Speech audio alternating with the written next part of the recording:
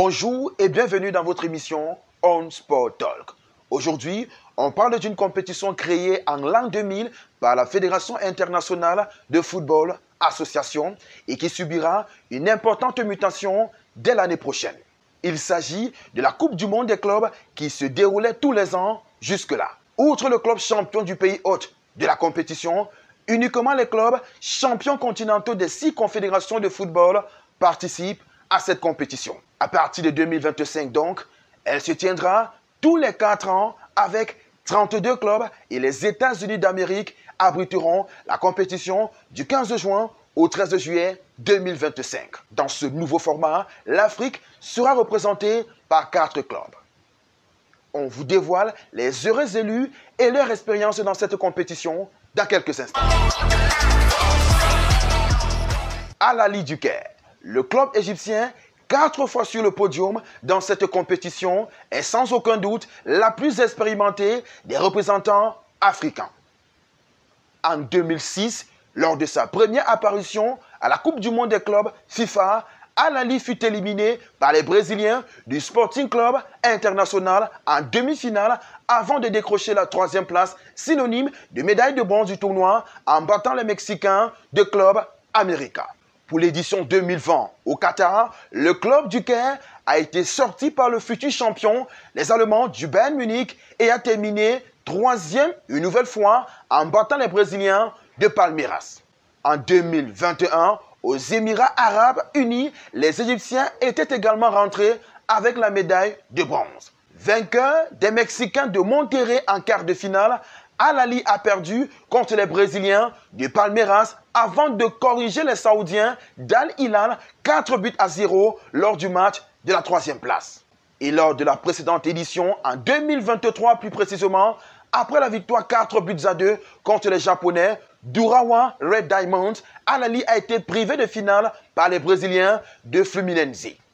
Voilà donc les meilleurs résultats d'Al Ahly du Caire dans cette compétition FIFA. Et pour la prochaine édition, les Kairotes voudront très certainement aller plus haut. La suite, c'est le Wydad de Casablanca. Le club marocain a obtenu sa qualification au mondial des clubs FIFA grâce à son sacre en Ligue des champions de la Confédération africaine de football en 2022. 5 ans après son précédent sacre continental. Le Wydad de Casablanca n'a jamais brillé au mondial des clubs. Pourtant, le Maroc a déjà accueilli cette compétition en 2023. Malgré son public et la grosse ambiance, le Wydad avait été battu dès son entrée au 2e tour par les Saoudiens d'Al Hilal à la surprise générale. Même résultat en 2017. Exemple du premier tour, le club de Casablanca était tombé d'entrée devant les Mexicains de Pachuca. Ce nouveau format sera peut-être l'occasion pour les Marocains de créer la sensation afin de réaliser l'exploit fait il y a quelques années par leur homologue de l'équipe nationale au Qatar. La suite, c'est avec les Tunisiens de l'Espérance de Tunis. L'Espérance de Tunis disputera la compétition pour la 4e fois de son histoire. Le passé n'est pas très fameux car l'Espérance n'a jamais passé un tour au mondial des clubs FIFA. La première participation en 2011 n'a pas été flamboyante avec une élimination face à la modeste équipe qatari Al Saad. Même sort en 2013 pour la 2e participation. L'Espérance de Tunis fut battue par Al Ain Football Club, futur finaliste de la compétition. En 2019, ce sont les Saoudiens d'Al Hilal qui ont sorti l'Espérance de Tunis. Qualifiés via le classement de la Confédération africaine de football, les Sanguéors de Tunis ont pour ambition de faire une participation plus honorable en 2025 pour cette formule modifiée. On s'intéresse à présent au dernier club africain qui participera à la Coupe du monde des clubs modifiée de 2025, la première édition qui se déroulera aux États-Unis. Les Mamelodi Sundowns. Le club sud-africain est le moins expérimenté des 4 représentants africains à cette compétition avec une seule participation en 2016. Une première expérience peu glorieuse avec une élimination dès son entrée en lice contre les Japonais de Kashima. Parcours similaire au Wydad de Casablanca et à l'Espérance de Tunis.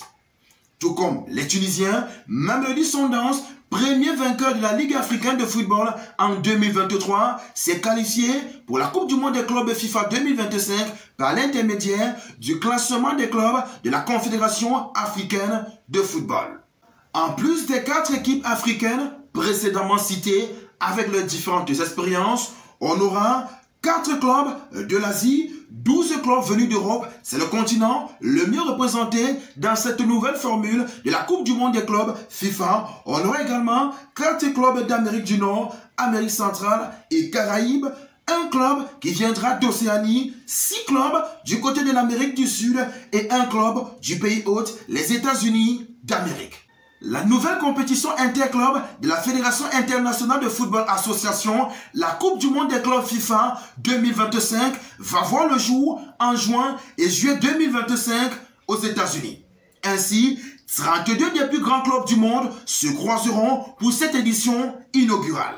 Cet événement, véritablement mondial, rassemblera les clubs les plus performants des 6 confédérations, parmi lesquelles la Confédération africaine de football, représentée par Al Ahly, le Wydad de Casablanca, l'Espérance de Tunis et les Mamelodi Sundowns. Merci d'avoir regardé cette émission en intégralité. On n'oublie pas la devise, les amis. On like, on commente, on partage et surtout, on s'abonne. Merci d'être là. Yeah.